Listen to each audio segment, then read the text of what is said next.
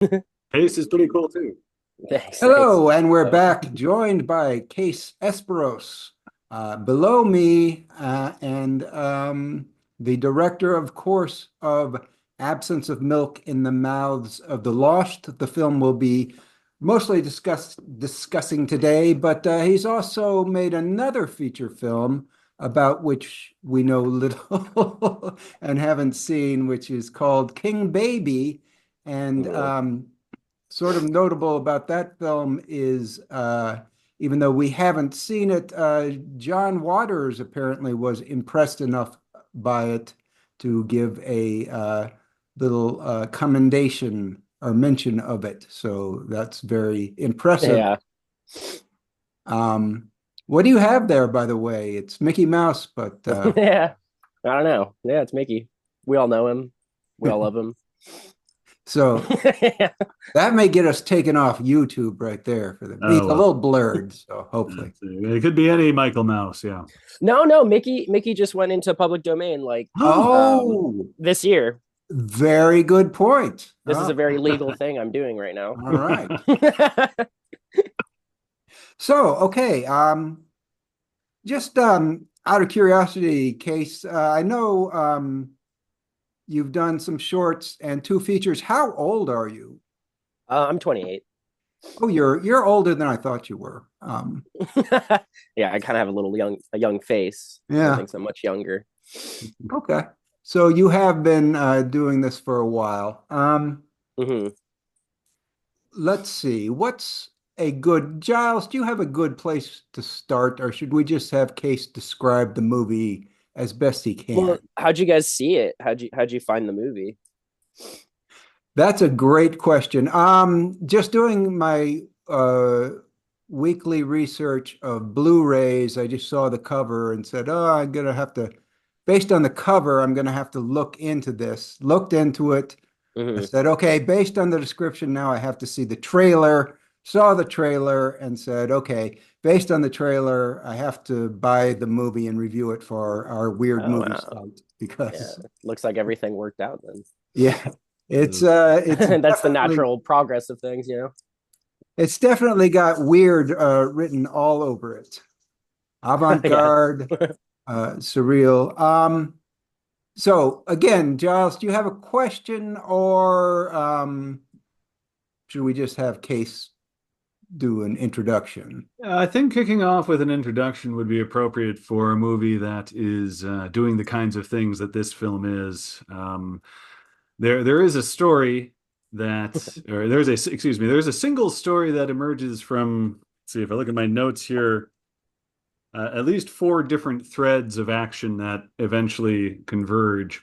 Hmm. And that is not typical from my experience. But before I go rambling on about your movie, if you'd care to ramble on a little bit about your movie and what it's about in a combination of, I guess, production and narrative kind of thing, maybe just a quick little, like a trailer kind of thing, maybe. Well, yeah, I mean, the film's called The Absence of Milk in the Mouths of the Lost.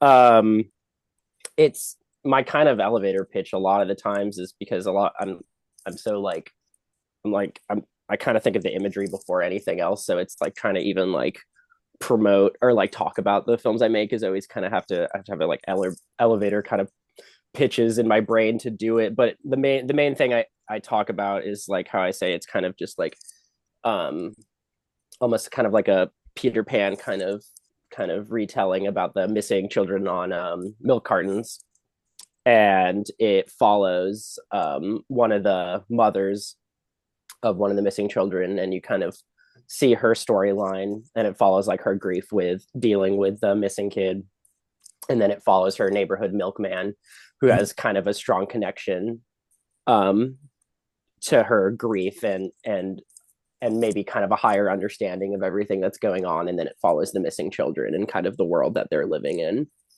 and it ties all three of their stories together. I do have some stills and things if Oh wow, look at look at. that. That's the cover image right there. And so that actually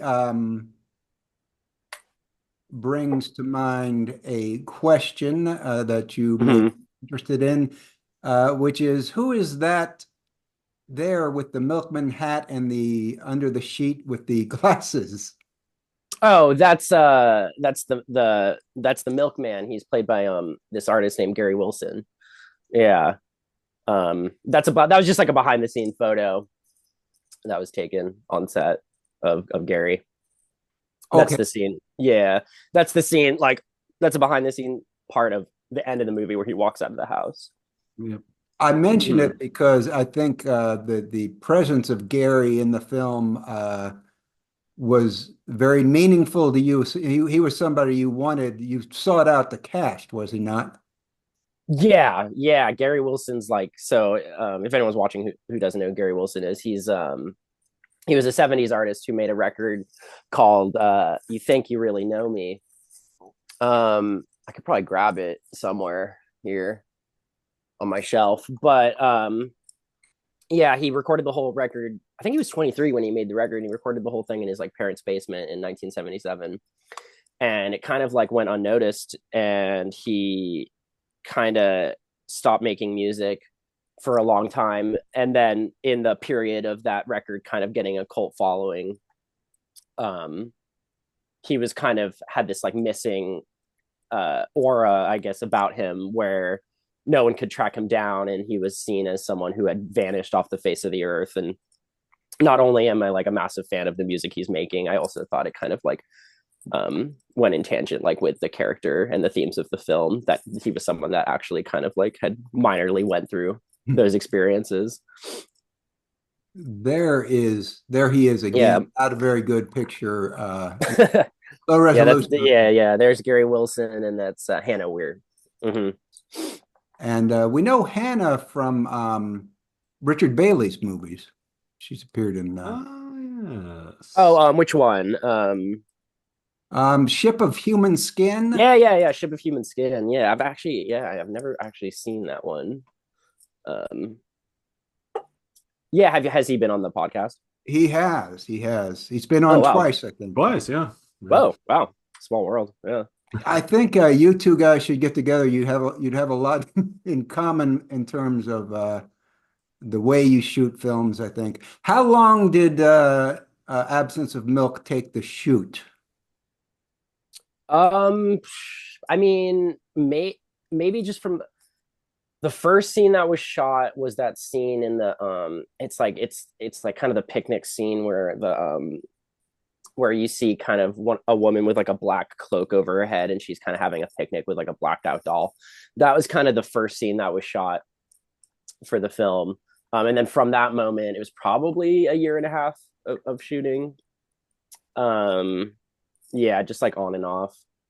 Um, So yeah, so one of those shot on weekends things when you could get people in place. the whole movie. Yeah. Yeah, that's pretty much what it is. Yeah, it's like building. You know, you got to kind of give it all for like every kind of little like shoot. You know, and then you kind of have to, because you're it's like kind of low budget filmmaking, and then you just have to break it all down again, and then kind of like reassemble on a later date.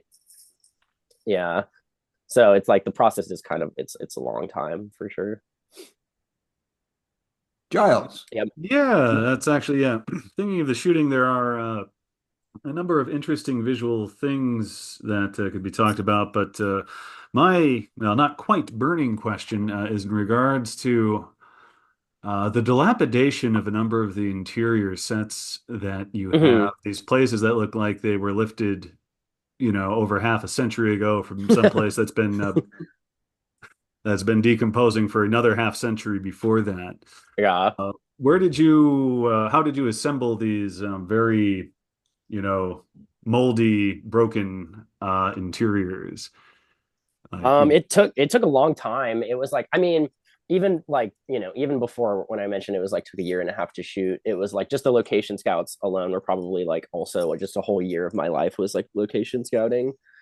Um, and yeah, most of those like moldy houses and all that kind of like vintage stuff, I found most of that stuff in San Pedro, California, which is like the main thing. And the big difference between what was in the script and what was in the film was it was in a trailer park home in the script, and I was going to a lot of trailer park homes kind of, and like I like the idea of these like kind of like little neighborhoods of these like trailers, and I thought like the like a milkman coming around those would be pretty interesting. But I found that house. It's like the main house that you see Hannah's character Maria living in, and it was just kind of like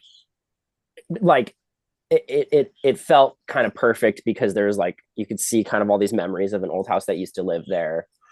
And I like the idea of thinking that like maybe she had a husband or a like a maybe there was like a bigger family that was living there, but because of the events of what happened to her child going missing, like it kind of tore the house and the emotions of the house up. So I just yeah, I found that house in San Pedro and I fell in love with it, and then I made sure that we could shoot in it.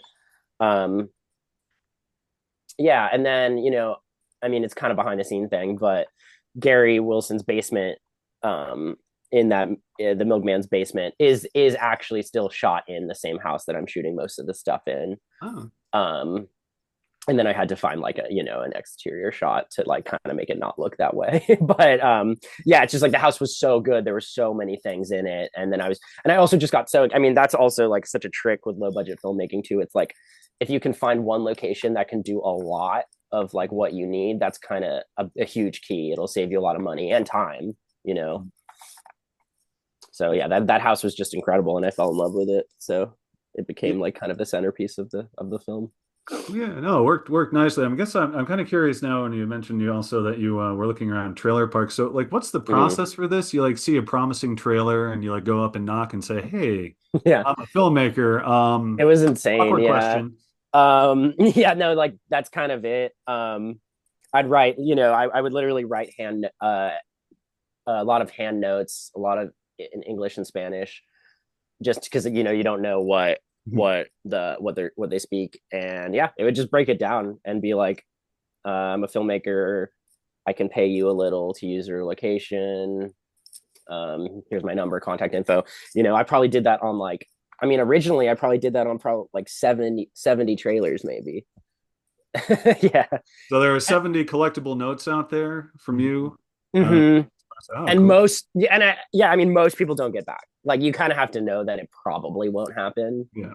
Um, yeah, I mean, I can't even tell you how many other locations I fell in love with that I was just like, man, like was just heartbreaking that I was like, I can't, like the person doesn't want anything to do with me. And I'm just kind of like a weirdo that's like, please let me like come into your house. It's like, yeah, it's kind of weird. Yeah. The the mention of trailer parks made me think of this, which is my actually my favorite part of the film, are these this character design, to be honest. Uh, Oh, yeah, the so these demons. guys all live in not quite trailer park, but like RVs. These are Yeah. your demons in the movie, as Hmm. who are watching on YouTube can see the demons here. I just love the demons in the way they look. Very simple, very easy to achieve, Yeah. but they really make a great impression. Would you like to talk about these characters a little? Yeah, I liked the idea of these kind of anonymous, like nameless entities, that they were kind of like representing. Um, Aesthetically, they're probably, I was looking at a lot of like Jack Smith films. And then kind of like also they're like, if you've ever seen like the Twin Peaks: The Return, they were kind of like influenced also by like the kind of lumberjack characters that show up in that um in that show. But in general, also the they wanted to kind of represent a kind of evil, maybe like they're responsible for the capturing of the children. They're kind of the evil that's like running the fact that that happened. So um I kind of wanted to like just be have them not give them kind of like any kind of power. I kind of wanted them to be kind of stupid looking. um just because it's like, that you don't want to give someone that kind of that power that's like, it's like, yeah, they are evil, but it's like I kind of tried to prove that they're like pretty easy to defeat. Yeah, Also, yeah. just like the classic metaphor of like fighting your own demons, it was all kind of weaving together like that. And like the polka dot underwear too, it was like more like a Looney Tune kind of thing.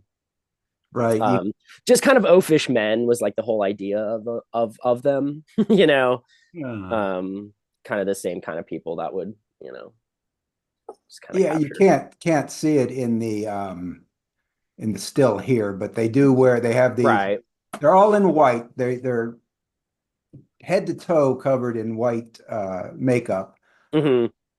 papering over, and they're all middle-aged men or adult Yeah, men. yeah, yeah. And it goes right over their facial hair, just like my favorite, like a nod to Caesar Romero in Batman. And they have Yeah, little yeah, horns, and they yeah, all smoke cigars and wear polka dot underwear. yeah, yeah.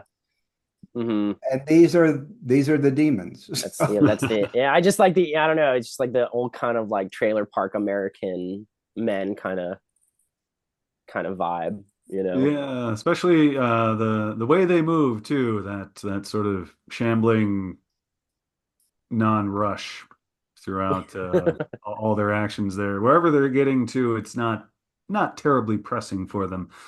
Yeah, they're just like kind of, yeah, they're like kind of just weaving through the world kind of, like they're not, I didn't want them to really read as like terrifying.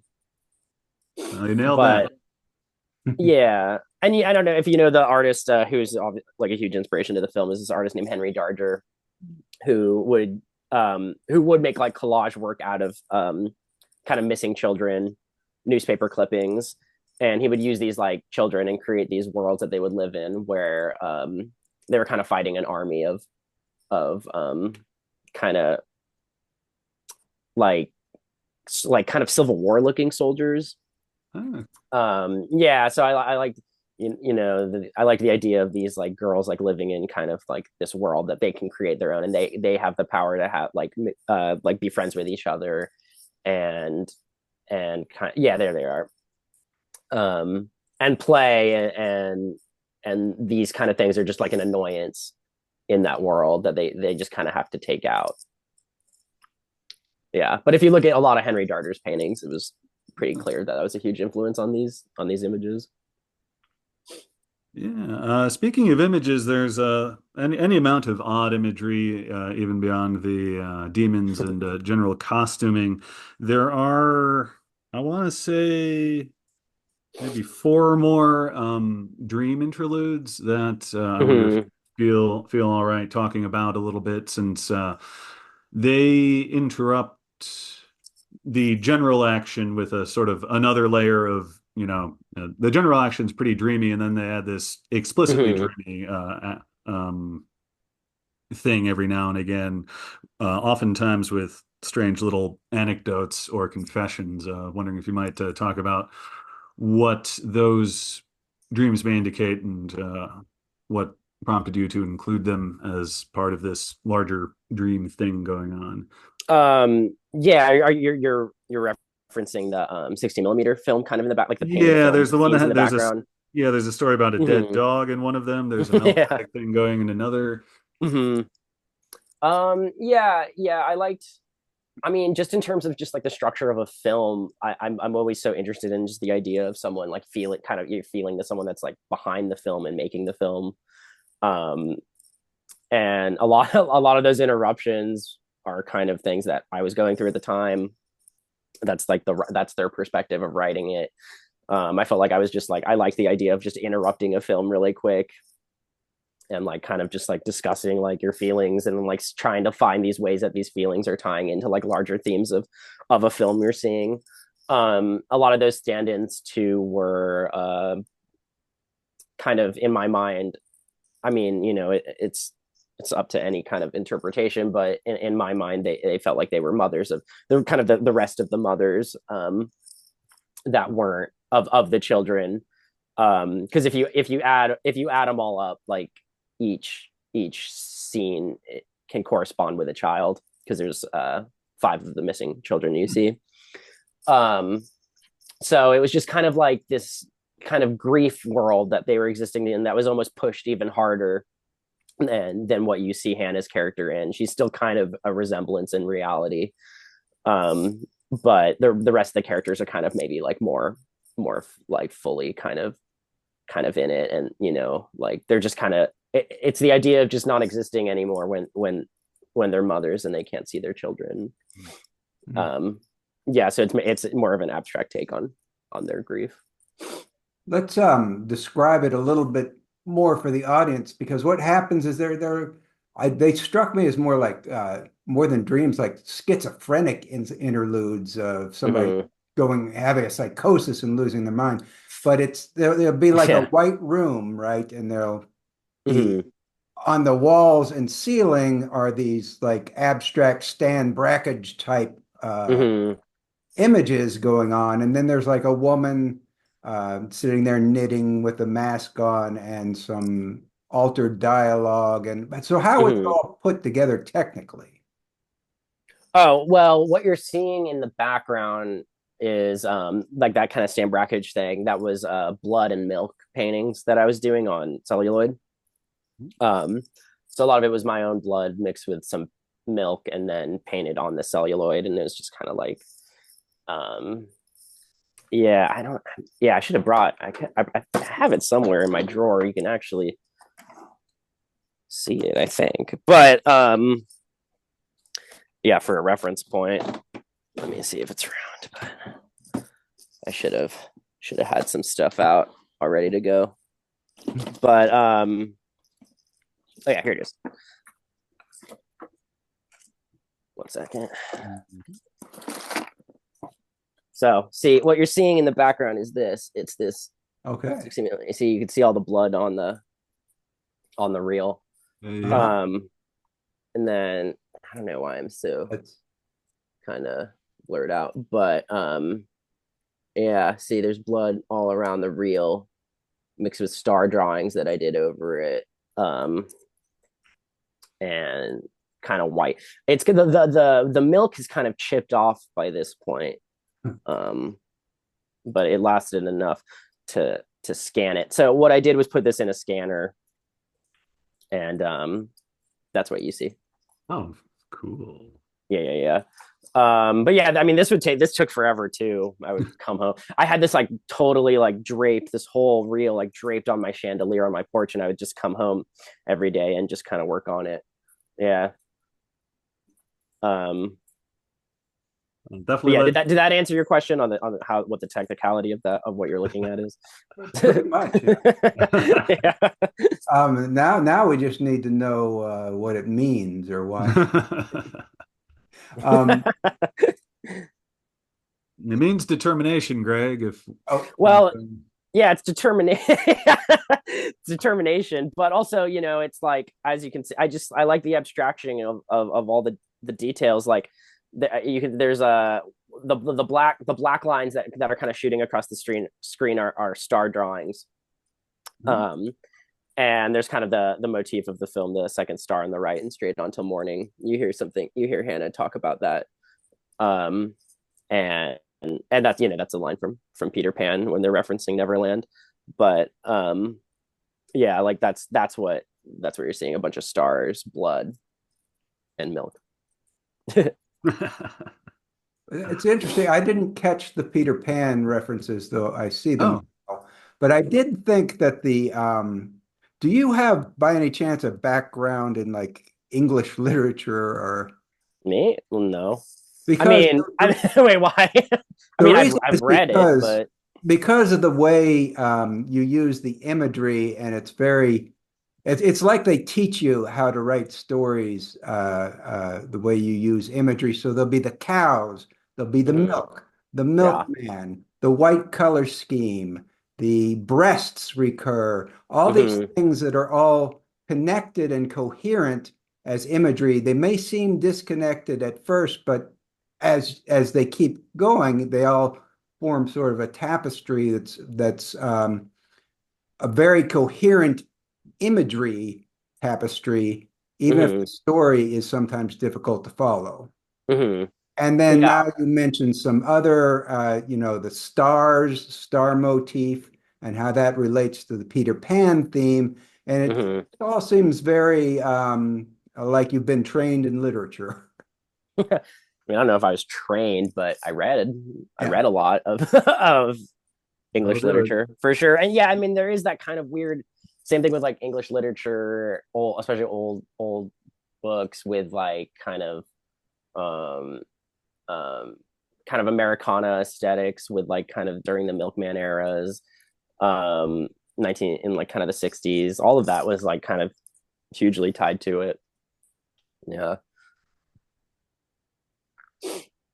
Yeah, yeah, it does actually brings up toward the beginning of your review, Greg, you mentioned the whole milkman thing, and it's kind of hard to pinpoint when this is taking place. I imagine Yeah, totally. Yeah. that That was was pretty purposeful. Hmm. I don't remember seeing any technology to speak of Hmm. more advanced than maybe even that clock that you see, or the series of Yeah. clocks. There's a clock at the end. Um, yeah. There's a car. Yeah, I mean, it's super purposeful for me to not. I don't want anything in the frame that could be like modern. Mhm. Um, I like films that feel like they're frozen in time. It might be set in the 50s, or it might Hmm. uh, or it might be contemporary, or it might be, well, I guess the RVs kind of Well, there's some kind of there's like some confusion for sure. It's like you're seeing a lot of VHS footage, um, but people didn't have that in the 50s. But I Yeah, like and there, I like yeah, the mix and match of all that. and there's one universal constant. This is just a quick little aside that has to ties in with the motherhood angle and identification through children, especially growing children. Is I'm just Hmm. curious how many of a particular kind of mother you may have met. There's a cringingly delightful dialogue scene between Hannah Weir's character and another mother at the playground Yeah. who has her daughter there, and the other mother has these 6 or 7 lines which have got to be the most generically stereotypical comments to make about children growing up. And it Totally. was, and the full bleakness of this, I'm going to call it a comedic bit, only hit me later when it was made quite clear that this woman is talking to this other poor woman whose daughter is missing and Right. will not be seeing her, go to the prom or go down the aisle or blah. And so I thought Yeah. that Yeah. was it felt a bit modern in its way, but at the same time, it's like, yeah, I can imagine the small talk is going to be going back decades and decades for this kind of, when you meet rando at the park there with when they're supposed to have their kids with them and they don't. So that was Yeah, it's just like the most like mundane small talk you can have, kind of. It's like we're relating on the same level as that we're like both mothers, and that's kind of why we're both here at the park right now.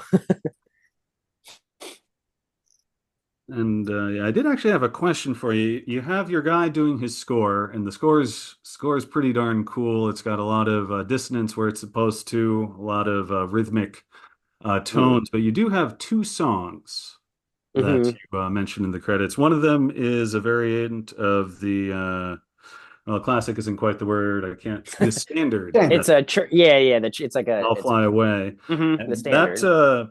that was done in either in an affected voice or changed in production at some point, but still very, moving and Mm-hmm. emotive and appropriate for that bit. I'm curious about the thing in the beginning, which I guess I'd say is one of the most polished elements in this movie is that Raging Bull song. Yeah. And between the first part of this podcast and our interview here, I've been trying to look up that tune and that artist, Mm. and I'm wondering if you might be able to just briefly talk about him because we are getting low on time. I just wanted to know how I might find stuff by that guy. Oh yeah. So Um, the song that appears in the beginning is a song called Raging Bull, and the artist who did that song is named Travis Miller. He's like he has he's a Richmond producer and rapper, and he's famous for his like 30 monikers online.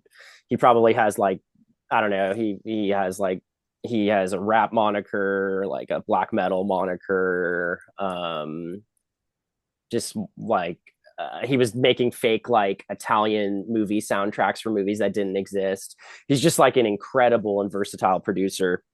He's most famous for his moniker Little Ugly Mane. And he came out with a record called Mr. Thug Isolation in like 2012.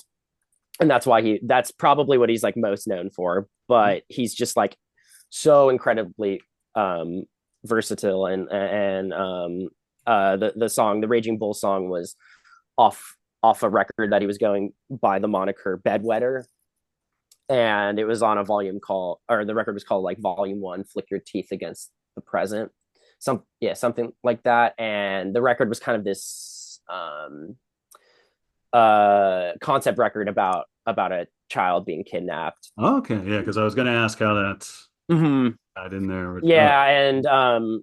Yeah, and I've Travis also he got super obsessive with like the milk carton stuff, and tracking down all of that. So it was like he tracked down like a real missing milk carton, and they're like impossible to find. I don't really know how he pulled it off, but he did find one, and it was like this whole thing. So I don't know, there's a weird connection. So when I was making the movie, I was a huge fan of his. When I was making the movie, like he was also really into these milk carton stuff. And then that song, I kept the Raging Bull song, I kind of kept thinking of it as a way to open the film, and it felt right in this way, this kind of techno hellish kind of dance track. And you know, yeah, it just felt with all the themes of the movie. Like I'm happy, there's the repeating part where it's like I'm happy, happy. It's like all these mothers are like trying to be happy, and and it's just like, also just it's also speaking about the industry of the dairy, of the dairy industry. It's like, I forgot the line in the song, but it's like they talk about it talks about industry, and I'll be your raging bull. Yeah, and just like with all the cows and all that. Yeah, I All just the thought cows. it was just super electric. Oh God, yeah, no, it Yeah. was it immediately caught my ear right at the start, so that was an excellent inclusion there. Um, Yeah. Something, since we're running a little low on time, there's something I would like to sort of impress on people that we did when I reviewed this. I did give it a weirdest tag, which is very important to a lot of the readers to seek out anything that says weirdest on it, and it is very weird. There are in it things like a live cow birth that they caught Mm, and that the case caught. mm, And we've discussed sort of the very abstract scenes. There are scenes with a woman who has two bags of milk taped over her breasts like they were her breasts, who then punctures them with knives. And so there is a lot of stuff in there that seems like it would be kind of shocking, but this is really not a shocking movie. It's really a mm. very tender movie about, parental love. I Was that the tone you were going for? It's praised by John Waters, but other than the budget, it's not like a John Waters movie that much. Mm. Yeah, I mean, John's definitely like a big hero of mine, but I don't think I was like looking at him as like, I just, he's the king of like that stuff. But yeah, I mean, it's not, I don't know, I'm not trying to be shocking. I'm not like this is shocking. Um, I want to make a film like that feels like it has a good heart, and like my heart's in it, and I'm more interested in characters who love each other and relationships like that, and I'm not trying to like give a film a poor ending, or I don't want to torture anyone. It almost like my film's like set up with that. It's like it's already like the world is so bleak, and it's like, but it's like I want to show everyone trying to like persevere through that. Yeah, I'm not into. I mean, I mean, I guess I am in some filmmakers, but it's like, it's not like a Lars von Trier thing. I'm not trying to like torture anyone like on screen. I did just want to make sure that viewers, understood that when they're going in. So some people won't want to see a shocking film. Some people do. Um, this gives you a Totally. little bit of both. But Giles, the final question, if you would. Sure thing. We like to wrap up every 366 Weird Movies interview with this question for the filmmaker. What's your Oh. hometown, and can you recommend a restaurant there?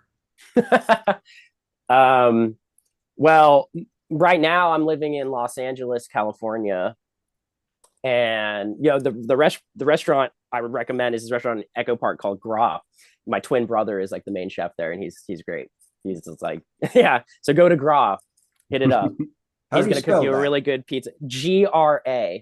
GRA. Yeah, go to Gra in Echo Park. I try to go there because he feeds me good. But like, just go there. Like he'll cook you like a good pizza. It's like incredible, like Italian food, great wine. Yeah, that's the spot for sure. Okay. Fantastic. And we're almost out of time. So I'd like to thank Case Esperos for being Right. here, That's cool. Giles. Yeah, And no, we're going to sign off. Yeah, thanks guys. Thanks for watching the movie. Yeah, it was a lot of fun. Yeah. Okay. Bye bye, everybody.